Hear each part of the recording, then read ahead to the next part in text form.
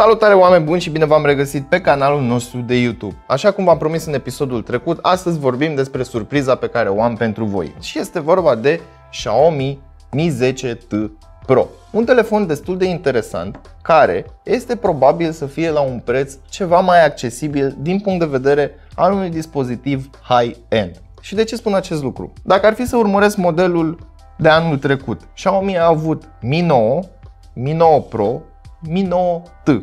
Mi 9T era un telefon destul de ieftin, era un mid-range cu niște caracteristici destul de interesante și era ceva mai ieftin decât modelul lor flagship. Dacă ar fi să mă gândesc și anul acesta că Xiaomi face exact același lucru, acest telefon ar trebui să fie ceva mai ieftin decât modelul lor de top, pentru că nu cred că și-ar săpa singur groapa și să facă două dispozitive în competiție unul cu celălalt. Motivul pentru care sunt eu foarte entuziasmat de acest telefon, ei bine, are o rețetă destul de interesantă și mă aștept să fie la un preț destul de accesibil din punct de vedere al unui astfel de dispozitiv mid-range spre high-end, nu chiar flagship. De ce? Pentru că vom vedea în acest episod că lipsesc câteva elemente pe care le întâlnim la telefoanele foarte scumpe. Dar până atunci, hai să vedem despre ce este vorba, să ne uităm puțin la caracteristicile lui și bineînțeles ne vom vedea într-un episod următor în care voi fi testat deja acest telefon, pentru că mie mi se pare destul de interesant, având în vedere că suntem într-o piață supra-saturată de tot felul de dispozitive ieftine, scumpe, proaste, bune, excepționale și așa mai departe.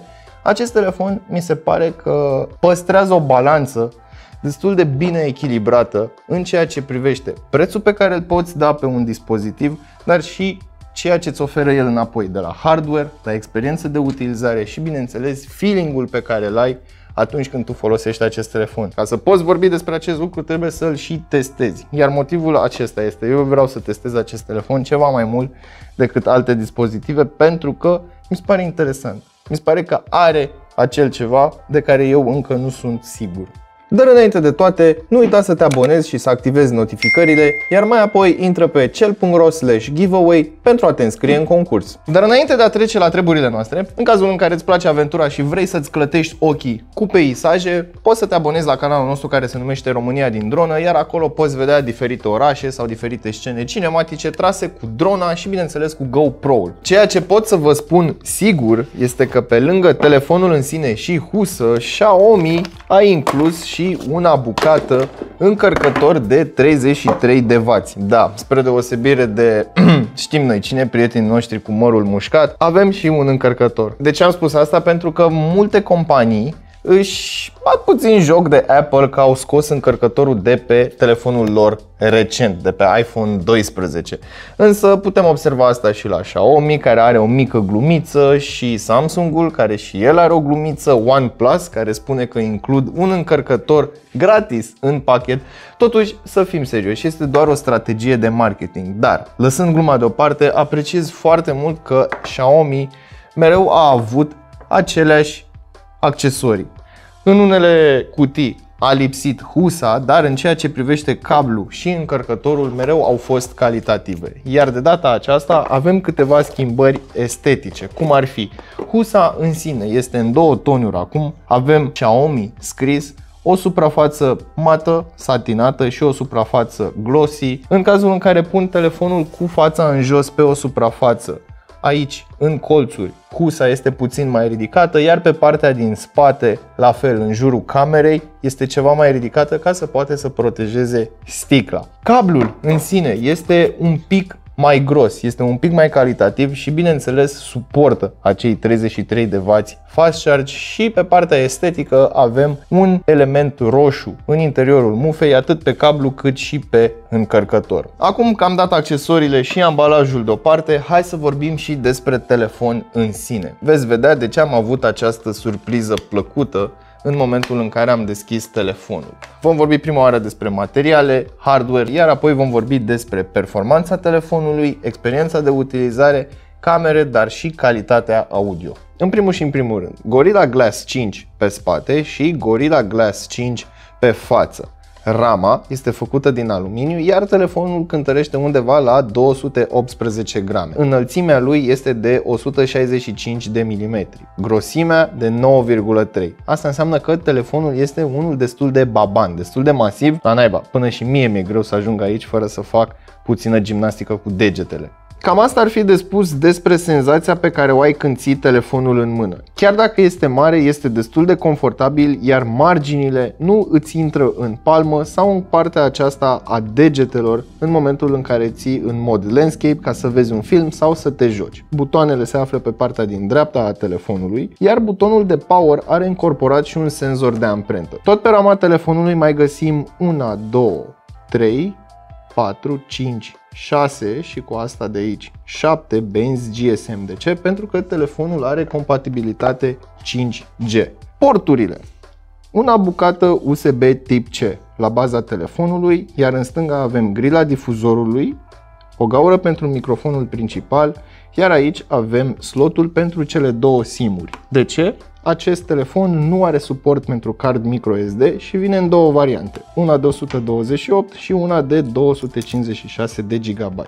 Cam așa arată și sertarul pentru cele două SIM-uri, iar aici vreau să apreciez foarte mult silința pe care și-a dat-o Xiaomi să-mi pună o garnitură de jur împrejurul sertarului. Chiar dacă telefonul nu este rezistent la apă, în condițiile în care te prinde ploaia, chiar și așa destul de puțin probabil să ții telefonul în această poziție și să-ți intre apă pe dedesubt. Pe partea de sus a telefonului avem un port infraroșu cu care putem controla diferite electrocasnice sau alte aparaturi, o gaură pentru microfonul secundar și o gaură prin care iese aerul. De ce?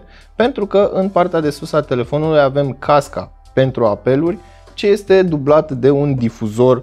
Așadar, acest telefon are un aranjament stereo. Sunetul iese și prin partea de sus, dar și pe la baza telefonului. În cazul în care nu ați observat, acest telefon nu vine echipat cu o mufă jack. Așadar, ei includ în pachet un adaptor USB tip C la jack. Cam așa arată adaptorul, este foarte mic, foarte compact. Hai să lăsăm adaptorul deoparte și să vorbim puțin despre ecran. Iar aici Xiaomi are o surpriză destul de mare pentru noi. Avem un panou IPS, nu la 90, nu la 120, ci la 144 de Hz, este compatibil HDR10, are 500 de niți luminozitate, 6,67 inch în diagonală și o rezoluție de 2400 pe 1080 de pixeli. Asta înseamnă că pe hârtie este un ecran destul de bun, densitatea acestuia fiind 395 de pixel per inch. Varianta pe care eu o am aici este de 256 de GB,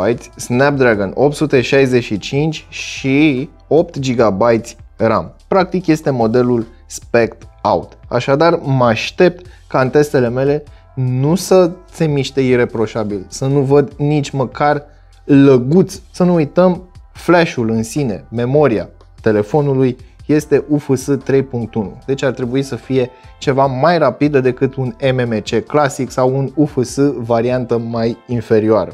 Hai să vorbim puțin și despre cameră, pentru că Xiaomi are un as în mânecă la acest capitol. Avem senzorul principal de 108 megapixeli cu stabilizare optică, iar celelalte două camere, una ultra-wide 13 megapixeli f2.4 și 5 megapixeli f2.4 macro, cu funcție de autofocus. Iar surpriza este că această cameră, camera principală, este capabilă să filmeze 8K 30 fps, 4K până la 60 și 1080p până la 960. Hai să vă arăt încă ceva ce mi-aduce aminte de S20 Ultra. Modulul de cameră este foarte înalt, foarte baban, iar telefonul pus pe o suprafață plană se bălângăne destul de mult. De asemenea, se bălângăne și cu husa pusă. Iar acum hai să vorbim puțin și despre camera de selfie, care este aici poziționată în partea din stânga a ecranului. Este un punch hole mic, discret și ascunde o cameră de 20 de megapixeli f2.2. Aceasta este capabilă să filmeze până la Full HD 30 de cadre pe secundă. E bine, uite că ne apropiem și de finalul acestui videoclip și mai avem de discutat despre un mic aspect, și anume calitatea audio, care, după cum bine știm, la Xiaomi nu a fost extraordinară de-a lungul timpului.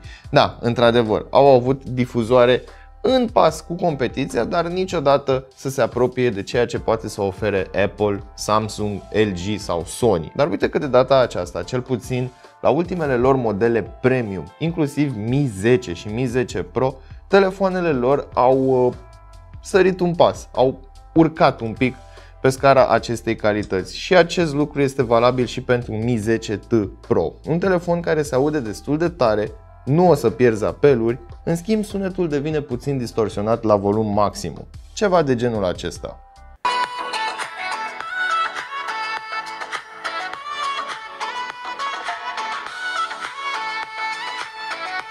Ce-i drept, calitatea audio nu este rea, nu este rea absolut deloc și în momentul în care te joci sau în momentul în care te uiți la un videoclip, faptul că are difuzoare stereo îți dă acea separare a canalelor foarte interesantă și atunci experiența devine mai imersivă, ceea ce îmi place, dar Xiaomi mai au ceva până să ajungă la nivelul acela de sus în ceea ce privește calitatea audio. Dar, per total, sunt mulțumit, chiar dacă distorsionează sunetul la volum maximum, 2 pași mai jos și sunetul se va auzi destul de bine. Cam astea ar fi primele impresii pe care le-am avut asupra acestui telefon. Rămâne să ne auzim în scurt timp cu un review complet al acestui model și am așa o presimțire că o să fie ceva interesant. Până data viitoare știți ce aveți de făcut, nu uitați să verificați descrierea pentru linkuri utile și prețuri actualizate și totodată dați-vă cu părerea despre acest telefon în secțiunea de comentarii de mai jos.